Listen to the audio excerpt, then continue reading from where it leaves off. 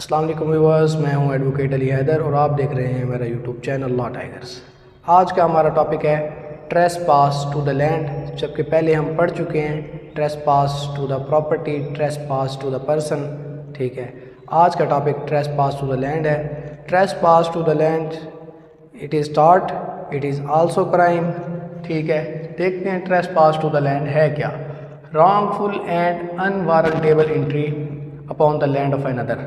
Wrongfully या फिर अनवारंटेबल किसी की लैंड में आप इंटर करते हैं। ज़ाहिर है कोई ऑफिसर्स हैं, कोई पुलिस का महकमा है, ठीक है, या कोई इदारे हैं, उनको वारंट की ज़रूरत होती है किसी की लैंड में इंटर होने की। ठीक है, वो अगर अनवारंटेबल एंट्री कर लेते हैं। ठीक है, और जो आम लोग हैं, सिविल पर्सनस, वो रॉन्गफुली किसी की बग़ैर परमिशन के वो किसी की लैंड में इंटर होते हैं, तो वो ट्रेसपास टू द पर्सन होता है। और any direct and immediate act of interference, दखल अंदाजी जो आपकी अचानक हो या फिर डायरेक्टली हो, कोई भी, ठीक है, with the possession of land, किसी लैंड की पोजेशन को लेके, उसके कब्ज़े को लेके आपकी कोई भी दखल अंदाजी, वो ट्रेसपास टू द लैंड होगी। ठीक है, मतलब ये है कि लाजमी नहीं है कि सिर्फ आप ख़ुद इंटर हुए हैं, आपकी ख़ुद की एंट्री हो। आपने कोई भी ऐसा एक्ट किया है जो अफेक्ट कर रही है किसी के पोजेशन को, तो वो भी ट्रेसपास टू द लैंड होगा। Modes of trespass to the land देखते हैं। By entering upon the land, किसी की लैंड में इंटर होना, आप खुद इंटर हो रहे हैं, एक मोड तो ये हो गया। दूसरा ये बाय रिमेनिंग देयर, आप वहाँ रह रहे हैं, आप वो प्रॉपर्टी यूज़ कर रहे हैं, आप वो बार बार ट्रेसपास कर रहे हैं, ये भी एक मोड है। By doing an act which affect all of possession. ठीक है, कोई ऐसा एक्ट कर रहे हैं आप जो किसी के पोजेशन को अफेक्ट कर रहा है। लाजमी नहीं है कि आप इंटर हुए हैं, कोई आपका ऐसा एक्ट, कोई ऐसा अमल जो किसी के पोजेशन को अफेक्ट कर रहा है, तो वो भी ट्रेसपास टू द लैंड होगा। केस लॉ देखते हैं, उसके मुताबिक ये समझ आएगी। जॉर्ज वर्सेस पाइपर एक केस लॉ है। इसमें क्या हुआ था कि जो डिफेंडेंट है उसने किसी के घर की दीवार पर कील ठोका था, या कील से कोई छुरियाँ वगैरह मारी थी, बाय इंटेंशन और विदाउट इंटेंशन। ठीक है, तो फिर प्लेंटिफ ने केस फाइल कर दिया, ये उसकी प्रॉपर्टी को नुकसान हुआ, उसकी लैंड की पोजेशन पर अफेक्ट पड़ा। ठीक है, तो ये वही है, by doing an act which affect all of possession. एक ऐसा एक्ट किया गया डिफेंडेंट की तरफ से जिससे पोजेशन को अफेक्ट पड़ा। ठीक है, अच्छा, इसकी रेमेडीज़ क्या क्या हो सकती हैं। Action at law, as law मतलब लॉफुली आप एक्ट कर सकते हैं, केस फाइल कर सकते हैं, उसके लिए रेमेडीज़ मांग सकते हैं। ठीक है, दूसरा क्या है, दूसरा है जी इजेक्शन। इजेक्शन मीन आप किसी को बाहर कर सकते हैं अपनी प्रॉपर्टी से, अपनी लैंड से। कोई इंटर हुआ है, आप फोर्स यूज़ करके उसे बाहर दफ़ा कर सकते हैं, ये भी आपके पास एक रेमेडी मौजूद है। यूज़ ऑफ फोर्स, आप फोर्स भी यूज़ कर सकते हैं अपनी लैंड, अपना पोजेशन वापस लेने के लिए। ठीक है, अगर किसी ने आपको डिस्पोजेस किया हुआ है, ठीक है, आप फोर्स यूज़ कर सकते हैं अपना पोजेशन वापस लेने के लिए, या फिर कोई आपकी लैंड में इंटर हुआ है रॉन्गफुली, तो आप यूज़ ऑफ फोर्स कर सकते हैं उसे वापस धकेलने के लिए। इंजंक्शन मतलब हुक्म इम्तनाही। ठीक है, आप अदालत से ऑर्डर जारी करवाएं हुक्म इम्तनाही के, और मना कर दें कि इस पोजेशन में, इस लैंड में कोई इंटरफेयर नहीं कर सकता, कोई एंट्री नहीं हो सकती। तो उसके बाद अगर कोई इंटरफेरेंस करता है या फिर कोई आपकी लैंड में इंटर होता है, वो फिर क्राइम होगा। आप जो है ना इंजंक्शन ले सकते हैं अदालत से कि हुक्म इम्तनाही आप ले सकते हैं, आपकी लैंड में किसी को इंटर ना होने दिया जाए। ये भी आपके पास एक रेमेडी है। आगे जी डिस्ट्रेस डैमेज फीजेंट। ठीक है, आप कुछ मतलब कोई आपका डैमेज हुआ है, उसके बदले में आप खुद कुछ ले सकते हैं। फॉर एग्ज़ाम्पल, किसी के एनिमल जो हैं आपकी लैंड में इंटर हुए हैं और आपकी लैंड को नुकसान पहुँचा है, इससे आप क्या करते हैं, उनमें से एक एनिमल रख लेते हैं। फॉर एग्ज़ाम्पल, किसी की बकरियां हैं, ठीक है, वो इंटर हुई हैं, वो किसी की मतलब ज़रूरी ज़मीन में इंटर हो के और ज़रात को नुकसान पहुंचाया है। आप क्या करते हैं, उनमें से एक बकरी या जो भी है आप वो रख लेते हैं और आप कहते हैं ये मुझे नुकसान पहुंचा है तो इस बदले में मैं ये चीज़ ले रहा हूँ। ठीक है, तो आप ख़ुद अपनी रेमेडी ले रहे हैं, ये भी रेमेडीज़ में आ गया। आप ख़ुद मतलब एक्स्ट्रा जुडिशल जिसे रेमेडी कहते हैं, आपने ख़ुद जो है ना रेमेडी ले ली है, वो भी रेमेडी में आ गया। अच्छा, रिकवरी ऑफ पोजेशन, आपके पास एक ये भी रेमेडी है, अगर रॉन्गफुली कोई इंटर हो जाता है, कोई डिसपोजेस कर देता है, तो फिर ये रेमेडी आपके पास मौजूद है, आप अपने पोजेशन की रिकवरी भी कर सकते हैं। ठीक है, रिकवरी ऑफ पोजेशन भी हो सकती है, ये भी आपके पास एक रेमेडी है।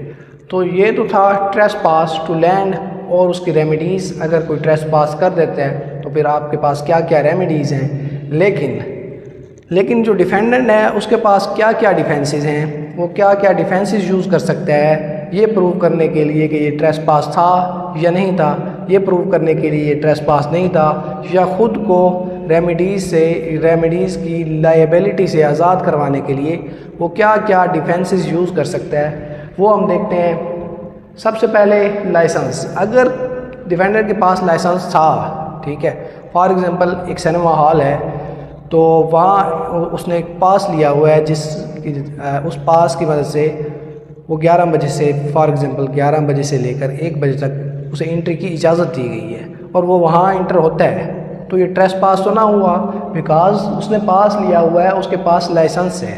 ठीक है, इस तरह के जितने भी चीज़ें हैं वो ट्रेस पास नहीं होंगी, बिकॉज आपके पास लाइसेंस मौजूद है, कंसेंट और फ्री विल शामिल है। ठीक है, दूसरा ये है प्रेस्क्रिप्शन। प्रेस्क्रिप्शन का एक मतलब तो होता है नुस्खा, एक मतलब होता है प्रेस्क्रिप्शन मतलब तरकीबुल अमल।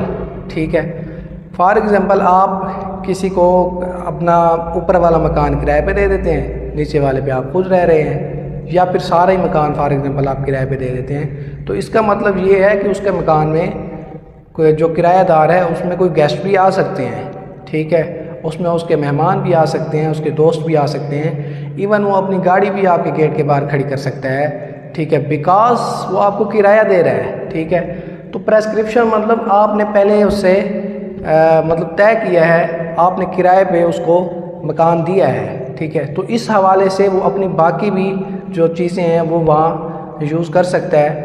ये प्रेस्क्रिप्शन का मतलब ये था कि तरकीबुल अमल कायदा जिसे कहते हैं, कायदा यही बनता है कि आपने किराए पर मकान दिया है, वो आप किराया ले रहे हैं, तो वो उसका हक है कि वो किसी गेस्ट को अपने साथ ले आए। ठीक है, अपनी गाड़ी गेट के बाहर खड़ी करे, तब आप ये नहीं कह सकते कि ये ट्रेस पास हो गया। ठीक है, ये ट्रेस पास नहीं होगा और ये गुड डिफेंस होगा डिफेंडर के पास। ठीक है, अपनी लायबिलिटी से आज़ाद होने के लिए।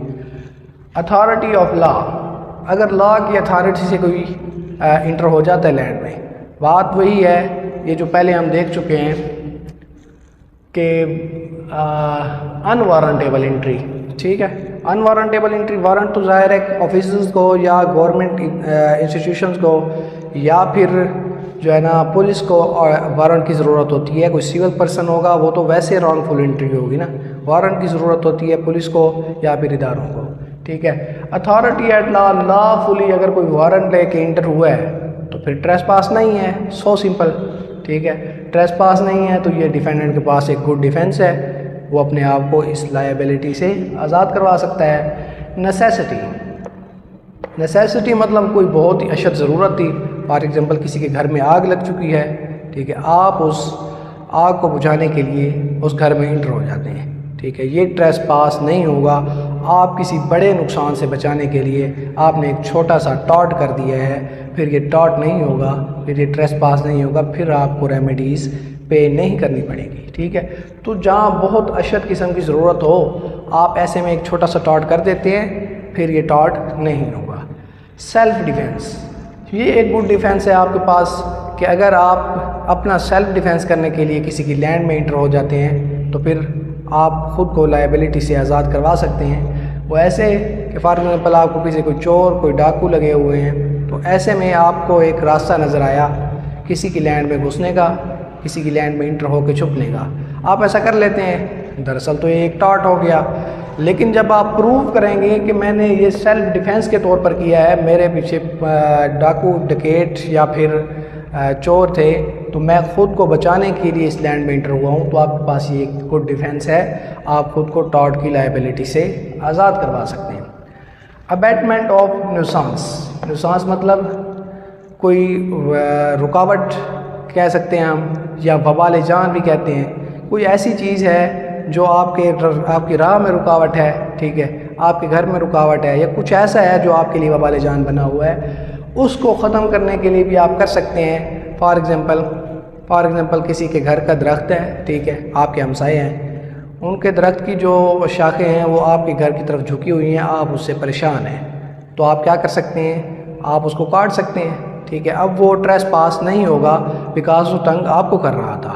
इसी तरह कोई घर बनाता है, ठीक है, कोई घर बना के फिर ऊपर से शेड करता है और वो उसका साया आपके घर पर पड़ता है और आप नहीं चाहते कि ये साया हमारे घर पर पड़े या आपको इस चीज़ से नुकसान है, फिर आप उसको इस चीज़ से मना करते हैं, ठीक है, तो ये चीज़ फिर ट्रेस पास नहीं होगी, ये टॉर्ट नहीं होगा। री एंट्री ऑन लैंड, ठीक है, अगर आपकी अपनी लैंड थी, ठीक है, आपका अपना पोजेशन था, आपकी अपनी ज़मीन थी, आप वहाँ री इंटर हुए हैं, तो ट्रेस पास कैसे हुआ? फिर ये ट्रेस पास नहीं है, ना ही ये टॉर्ट है, बिकॉज लैंड आपकी अपनी थी, ठीक है, आपको पहले किसी ने डिस्पोजेस कर दिया था, तो अब आप आ गए हैं, वो ये तो नहीं कह सकता ये मेरे साथ ट्रेस पास हुआ है, बल्कि गलत तो वो है, मुजरिम तो वो है कि उसने आपको डिस्पोजेस किया था, जबकि लैंड आपकी अपनी है, तो आप री इंटर हो सकते हैं अपनी लैंड में, तो ये आपके पास एक डिफेंस है, ठीक है। री टेकिंग ऑफ गुड्स, अपनी चीज़ लेने के लिए आप किसी की लैंड में दाखिल हो सकते हैं, ठीक है, ये भी आपके पास गुड डिफेंस है कि मेरी फ़लाँ चीज़ इनके पास थी और मैं वो लेने के लिए वहाँ तक गया, ठीक है, ये गुड डिफेंस है। अगर आप ये यूज़ करें तो आप ख़ुद को टॉर्ट की लायबिलिटी से आज़ाद करवा सकते हैं। सो ये था आज का हमारा topic, trespass to the land. Next tort के टॉपिक हम देखते रहेंगे, बिकॉज एक सीक्वेंस से टॉर्ट के टॉपिक हम देखते आ रहे हैं। पिछले तमाम टॉपिक्स अगर आपको चाहिए तो फिर प्ले लिस्ट में मौजूद होंगे, आप देख सकते हैं। हमारे साथ रहिएगा। अल्लाह हाफिज़।